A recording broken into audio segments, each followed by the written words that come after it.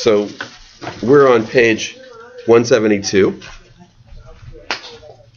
and in the Talmud pagination is 105b, Baba Metzia, and we're on verse 5. And I'll review a quick lesson on Tuma. We used to call it when I was in yeshiva. Tuma is Tameh and Tahor, purity and impurity laws. So during the times of the temple, these were significant. A human being could take on impurity. Most of the time you're in a state of purity, but you could take on impurity for various violations, sometimes just for touching things. And I'm not going to go into the philosophical basis of it. It is interesting. I think it's an interesting topic, how humans feel about the purity and impurity of their bodies, the cleanliness and cleanliness of bodies in general. There's a Bible scholar, Mary Douglas, not Jewish, but she was an Old Testament scholar, Bible scholar. And I can't remember the name of the book, but you can just look up Mary Douglas, just a fascinating book on Leviticus, and basically about the purity and impurity laws that are in Leviticus and what it means about being human, how you feel about the body. There's some really interesting insights in there. And of course, Freud wrote about that a lot too, totem and taboo, just about things that you can touch and not touch, and what that tells us about our feelings about the human body. So we're not going to go into any of that. We're just going to look at some halakhic principles. So the quick lesson I wanted to give you is that you can become impure. So your body can contract impurity by touching an object that's impure. Okay, so like an object that's got a woman's blood on it, a woman's menstrual blood on it, or semen on it, or a lot of different ways to become impure. Non-kosher food that acquires impurity through spoiling, stuff like that. So you can become impure by touching it, or by touching it with something else with the intent, the clear intent of moving it. So using something as a lever to touch something, then you also, because that's in effect touching it. Okay, that's important to know. Because then they have all sorts of questions. So the Talmud, which is really just discussing the halacha of it, not the philosophy of it, is curious, what does that mean to be touching something, using it as a tool, and then touching something else? Because it's not so much intent that's the issue. It's are you actually yourself taking the action to move? Let's say this watch has impurity. Am I taking the action and taking this pen and moving it? Okay, even if it happens accidentally, it's my hand that's moving it, as opposed to, this is my hand that's moving it. Okay, so and if you recall, I'm not going to go back on it. We had this strange case where an impure guy and a pure guy are both climbing the same tree. So is the tree a tool used to touch the other person? Only if the tree moves. So if the tree moves or a branch moves, then in fact your climbing the tree moves the tree, and so it becomes a tool and you're touching it and you acquire impurity.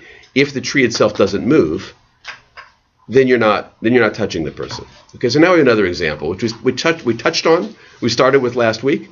And so we'll complete it. And I've thought it through a little bit more too, so I might have a better way of explaining it. But page 172, number 5, Tanan Hatam. So on the same subject, Hamelech b'Veit HaPras. So Beit HaPras is an old cemetery. So it's a place that clearly used to be a cemetery, and there are old bones. It was a forgotten cemetery, and they discover old bones there. So a dead body is a source of impurity. Okay, so now there's a couple ways you could go across that. You could avoid it. Right? They put signs up, you could avoid it. Okay? Now, I want to tell you this, and it bothered us last time. I may have a better explanation. You can ride across it in an animal. As long as while riding across it, you are still. You're mostly still. In riding, you're still. Because if you're still, you're not actually moving the animal at all. The animal's just moving. So the animal's touching it, and you're touching the animal, but you're not moving the animal. The animal's moving on its own. Same thing if you get a non-Jew to carry you across, because non-Jews don't have to worry about these categories at all, maybe in their own religions, but in Judaism. So a non-Jew can carry you across, and as long as you're still in riding, then you're not going to become impure, because you're not using the non-Jew who is giving you a lift on his back or her back. You're not using that person as a tool to move anything. You're just sitting there, and the person's moving on their own. You're not causing them to move. But aren't you causing them to move by directing them to go across this? No, you're not physically causing them to move. Now, a horse, maybe you'd be kicking it, but let's say you don't do that with a donkey. Be interesting if a car would be different, right? Because a car, you're actually pressing the pedal. You are causing the movement. but you're not really causing directly physically the movement of the animal or the non-Jew. Therefore, if you're just still, you're not moving. As soon as you start moving, then you're moving the animal. And if you're moving the animal's touching bones, bones which are part of a dead body, then you can contract the impurity. But if you're still, you're not moving the animal's moving you, you're not moving the animal, then you're not causing it to move. The other, I'll finish this and then I'll take questions, and then we'll look at the text itself. And the other way you could get across it is just a bridge, a land bridge with stones, okay? And the stones don't move because it's a firm bridge, and you're walking across it and you're fine. The moment that the stones start to wobble, you're moving the stones, so the stones become like a tool, like a lever, and then you're moving them and you're causing them to touch the impure stuff, so you become impure. Okay, so question? What about if the animal has weak knees? Yeah. Yes, you're anticipating that, so we'll get to that. Yeah. Okay, just thinking back to your first analogy about the tree. Yeah. You could have a breeze blow a leaf in the tree, and that will cause impurity, or a third person shaking the tree or trying to climb the All tree. those things. Well, the third person shaking the tree would. I'm not sure about a breeze. I mean, if the breeze could move the tree itself, the trunk, the thing that you're climbing, then yes. So that's why if you remember, it's about we started this not because we're all that interested in purity. We're interested in minimum measurements. Right. So that actually they're curious about what's the measurement of a tree where it's safe to climb. How can you tell? You don't shake the tree because it's presumably like a tree, in just stationary. You're not going to be able to shake it, but if you've got two people moving it, it's going to add more weight to it. So they want to know about how big is a tree that would move. So a wind would have to be a pretty strong wind to move a whole But not a leaf. trunk. No, you're not climbing the leaf. So presumably you wouldn't be, because you're worried about the other person that's climbing it, not the tree itself. Okay, let's page 172. Tanan Atam, again, this is a Mishnah from another place in the Talmud. Hamalech beveit apras al gabe avanim. So if you're walking on these stones, the stones are like a stone bridge, sheyachol hasit. But if the stones move, or al adam va'al behema shekochan ra, or if you're on an animal or a man who are weak, tameh, then you become pure. You become impure. So the moving stones I've already explained. The weak human being, they're going to explain in a second. Page 173. Hechi dami adam shekocho ra. So what does that mean, a weak person? So we start with, we have person or we have animal. How do you know what's a weak person? Okay. Amar Reish Lakish, kol sherachvo v'arkavotav nokshot. When in carrying you, his knees are weak. It's just what you said. I mean, his knees knock against each other. So what that means is the ride is not steady. So you're moving in the course of him moving you. So in effect, you are causing him to move. The weight is causing him to move. So you are moving him. And you are causing him then now to move around the impure stuff so you become impure. Okay? So once that happens, well, basically, I mean, you could give the guy a test ride, right? You could say, well, let me climb on your back a little bit, see how strong you are. And you see his knees knock, you say, you know what, I'm going to grab somebody else. You're not up for this job. Or as soon as it happens, you see, I mean, so the other thing is, you see the guy, as he's walking you across the cemetery, his knees knock, and you think, okay, I'm impure. And once you're impure, you have to then follow the procedure. The procedure to get yourself pure, you go to a mikveh. So, none of this is that big a deal. Yeah. Even in temple times. Nowadays, it's not a big deal at all unless you're a Kohen, where with the dead body thing would have to concern you. The other sources of impurity, not as much. Yes? So, if a person is disabled and can't take advantage of some of these mechanisms to get across the impure ground, so is there an application for that? No, he's out of luck. I mean, you can always walk around. Nobody's forcing you to walk on the cemetery. Well, disabled means maybe they can't walk, or they're limited somehow. Well, so I mean, if somebody's disabled, they can ride on an animal. They get a good, strong animal, and they can ride across like anybody else. I mean, that's okay. Now we talked about a human being, the knock knees. That's the sign. You're not up for this job. You're going to cause me ritual impurity. An animal. Okay, so what's an animal that can cause that impurity? Or that's weak? Amrei de Rabbi Yanai, the school of Rabbi Yanai said, Kol sharoch va matilim glalim, if the weight of it causes him to have droppings. That's it, yeah. It's an interesting, it's not knock knees. I guess they don't see a lot of animals knocking knees. But I don't know. They knew more about animals than I did, certainly. So they figured that's a symptom. So if that's going to happen, don't use that animal. Okay. All right. And now we're done, unfortunately, with this topic. Unfortunately. But we're going to go on to something else equally interesting. Any final questions about crossing a field of dead bodies, of bones? Okay. We'll move on. What do you do in a war situation? Well, these aren't that common. It's not as if they were all over the place. These fields. Oh, so I mean, yeah, war situation. I mean, they would designate fields. First of all, they try to get rid of. I mean, even today. I mean, today, right? I mean, they've got these Chevra Kadishas in Israel. After a terrorist incident. I mean, they're on the spot. And body parts and all. Elements. Body parts, blood. I mean, and they're meticulous. Yeah. Not necessarily because of the fear of impurity, because nowadays it's not that important to us. But it's just making sure they can bury the whole thing. So my sense is the same thing there. I mean, they would, after a battle, there would be volunteers that would go and remove all the parts, and that would include anything that could create an impurity. So this is generally this happened. That's why they call it Beta Pras. Is they're cemeteries and they're ancient, and people forget that those were cemeteries, and they find some evidence of it, so they have to cordon off the whole thing. That still happens today in Israel. They have big arguments about it. Happens here in the with the States. Indians. Oh, with Indians, right? Yeah, Right. right. Yeah. they don't- I had an archaeologist one time told me, there's no place in Israel at all that doesn't have bones. Like they find them sometimes, but there's no possibility. A place that's been lived in for that long, such an ancient spot. So, anyway, Amar Amrei de Beyanai, okay, Litfila, the Litfilin, Arba Kabin. All right. So what are we talking about? Rabbi Yanai says, actually, it's the school of Rabbi Yanai, for prayer or for tefillin, and then it just gives a unit of weight.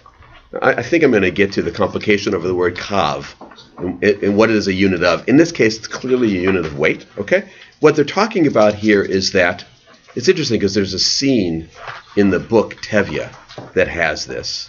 It's time to daven, and you are carrying something. You're on the road, and you're carrying something. And you're carrying something heavy. So, and you want to pray. So tefillah and tefillin, prayer and tefillin, are actually two separate commandments in the 613 commandments. We do them at the same time. You wear tefillin and you pray at the same time, but there's two commandments. So you want to do both of those things. You want to put on tefillin, you want to wear tefillin, and you have to do that with intent, right? So you say prayers before you put on tefillin, and you're davening, you want to pray, okay? But you're on the road and you're carrying something. So carrying something can create distractions. So what's the weight that you're allowed to carry and still pray and still have tefillin with intent? Okay, that's the question they're asking. Why are they asking this question? Because we're talking about minimums and maximums. We're talking about weights. Yeah, so this is another question. Interesting question. Okay. All right, lead tefillah. Okay, so first of all, for tefillah, mahi. So let's talk about prayer first, okay? So, because even though it says for, they want to know more details about it, the mahi. Okay. Ditanya, and it says it's from a teaching. Hanaseh masui al ktefo. A person is carrying something on his back. V'higia zman tefillah. The time for prayer comes. So in the Tevye story, I don't think this made it into the movie, but it's an excellent scene in the book. So in the Tevye story, he is actually, because remember his horse is always lame, Right. so he is carrying the wagon. And the horse, which he's in that situation a long time, where the horse just isn't doing what he's supposed to do. So Tevye very often ends up carrying his own wagon at the same time carrying the horse. Yeah. So he's carrying the wagon, and it's time to daven. Okay, and he actually goes through this a little bit. Am I allowed to daven while I'm just walking with this, or should I? Shalom Aleichem must have been aware of this little sugya in the Talmud, or should I put it down and daven, without, because I'd be too distracted. Then, it's a comic scene in Tevye. So then he decides, okay, I can just do it. I can daven, because he's in a hurry and he's a working man and he's carrying all his dairy products. Then suddenly the horse starts running away from him. So he's got to schlep the wagon, and he's got to run after the horse so the horse doesn't run away. And he's davening at the same time. So while he's davening, he's cursing at the horse, and he's he's cursing at God. It's a very, very funny. He says the prayers praising God, and then says, "God, you jerk," and then he's chasing the horse. It's a very funny scene. And I guess there was no way to film that because there was too much intersection of Yiddish and Hebrew, but it's a funny scene. Anyway. That's distracted praying. Yes, distracted. Yeah. Well, what's the significance of carrying weight? Too much weight is going to distract you from the prayer. So prayer requires intent, a certain amount of intent, kavana. Right, yeah, which shows you the rabbis cared about that. Prayer wasn't supposed to be mechanical. So, you're carrying something, you can mechanically mouth the words, but it's not prayer unless you know what it means and you have some intent to it. It's not necessarily knowing what each word means, but it's some sense that you're in the presence of God. But if you're schlepping stuff, it's going to distract you. Right, okay. All right, so v'higias matfila pachot me'arba kabim. If you're carrying something less than 4 kavs, which is a unit of weight, mafshilim la'achoraf umipalel. You shift it to your back, like a backpack kind of thing, and then you can pray. Okay? So that's interesting, and you don't just keep carrying it in front of you. Make sure you shift it to your back. Maybe you don't see it. I'm not sure why. It's less distracting if it's on your back. It's easier to carry. It's easier to carry.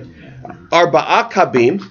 If you're carrying 4 or more, maniach al gabe karka, put it down, umipalel, and you pray. Okay, so there's a very clear teaching. This is the best kind of teaching because it's got a clear unit of weight. So you weigh it before you go out.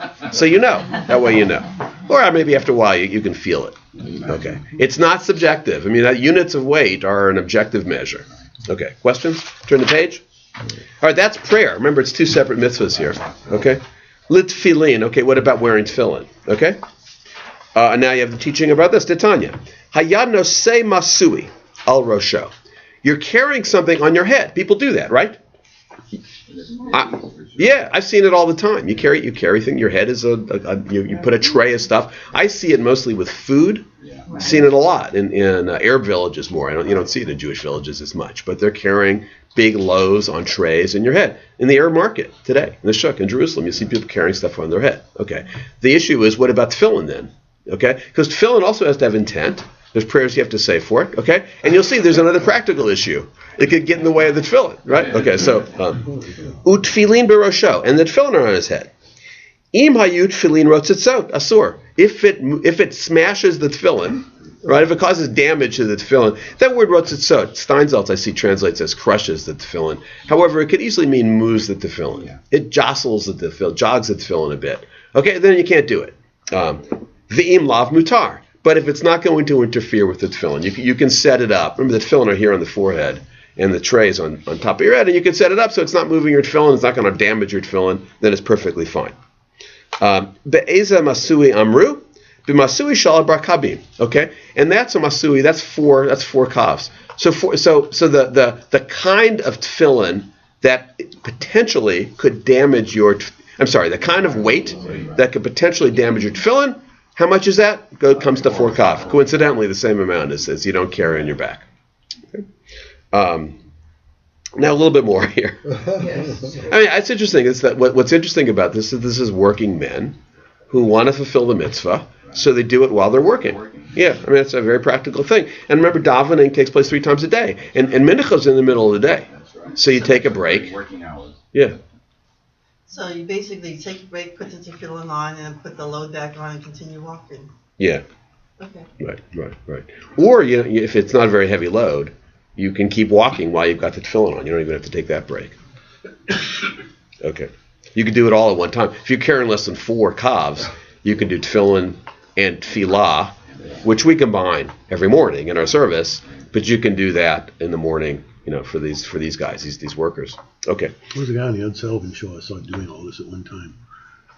You saw somebody davening and remember the old spinning the wheels and all the plates and all this on Ed Sullivan? So you also put in tefillin and daven? Yeah. Yeah, it's a good trick. It's a good trick if you can do that too. Yeah. I was thinking about there's a lot of people, of course, that take off time for work. First of all, in Jerusalem, there's certain streets, 2:30. And mostly religious neighborhoods, but not only religious neighborhoods. And there's little steeples there, and people take 10 minutes to go daven and tefillin, and they go back to work. You just plan it as part of the day. Yeah. Okay. Tani Rabbi Chia. So Rabbi Chia said, now here's another one. Hamatzi zevel al rosho. you take out the trash on your head. You use your head again to carry it. That may be your job. You're a garbage man. And it's easier to carry it on your head. Okay? Utfilin barosho. Now garbage and some of the, and he actually translates this as manure, but zevel can just mean garbage. But maybe you're a manure carrier also. They use manure for planting. I mean, so and someone's got to carry it. I mean, we're laughing at it, but someone's got to carry it. I don't think they mean this as being funny at all. I mean, someone's got to carry it, so they want to know. So, and these are sources of impurity. Okay, so here's it's not an issue just of, and certainly distraction, but it's not an issue just of weight. All right, so this is a harder. Hareza lo yisakel litzdadim. He can't then, okay, so he wants to, at that point, he wants to take them out. He doesn't want to wear the tefillin on his head. So what does he do with the tefillin? Okay. He can't just move them to the side. Okay, so they're not touching the trash that's on his head. Velo yikashrayim b'motnav. And he can't tie them around his waist. Because remember, tefillin have straps. Tefillin are just the boxes. So, you want to just move them. So you might just say you just move them to the side. Or you tie them around your waist. That certainly would be logical. Okay, and tie them on your side. Okay, so those would be possible things you might think of. It says you can't do that. Because that's disrespectful. It's disrespectful for tying them around your waist because they could touch your genitals. By the way, that's not a source of impurity. They're just saying it's disrespectful. Or just shoving them to the side where they're still near the garbage. That's disrespectful. So don't do that. Don't do it because they could become impure that way, but don't do it because you shouldn't treat your tefillin that way. What's the matter with you? Your tefillin are near your garbage. It just isn't nice. It's not nice. So we're not going to do that. You shouldn't do that. So what do? Aval kushram al zro'o b'makom tefillin. You can tie them onto your hand. What These are the head tefillin. Right. You remember, you just want a place to carry them. That's right. While you're taking out the garbage, you're keeping them, and then you'll move them back to your head. So what you do is you tie them around your hand. We know that's not disrespectful because that's where we put the other set of tefillin. That's tefillin on that shal yad we call them, but really it's the whole arm. That's perfectly respectful. So that's a convenience. Don't tie them around your waist. Don't keep them on your head at all and just move them to the side. That's not nice. What's okay is you tie them onto your arm. But it seems incompatible that even if you did that, you would still be somewhat impure because of the trash or the manure that you're carrying, that your body is touching that. But that's in a bag. Okay, let me read one more opinion. I'll stop that because there is a rabbi that seems to say that too. So there's one more. It says Mishum debe Shela Amru. So the rabbis of the school of Rabbi Shela said, Afilu mipachat shelahen asur la'aniach al tefillin. Okay. He says the slightest weight you can't put on your head while you're wearing tefillin. So his opinion is, don't bother me with all this stuff. Is it garbage? Is it not garbage? Is it for kavim? You can't have anything on your head. A hat, nothing on your head except a yarmulke. You can't be carrying anything on your head while you're putting on tefillin. End of story. So that's his opinion. Okay, and you can look at if you're interested what the halacha actually is right now. It's at the bottom of the page 174. And we'll stop there.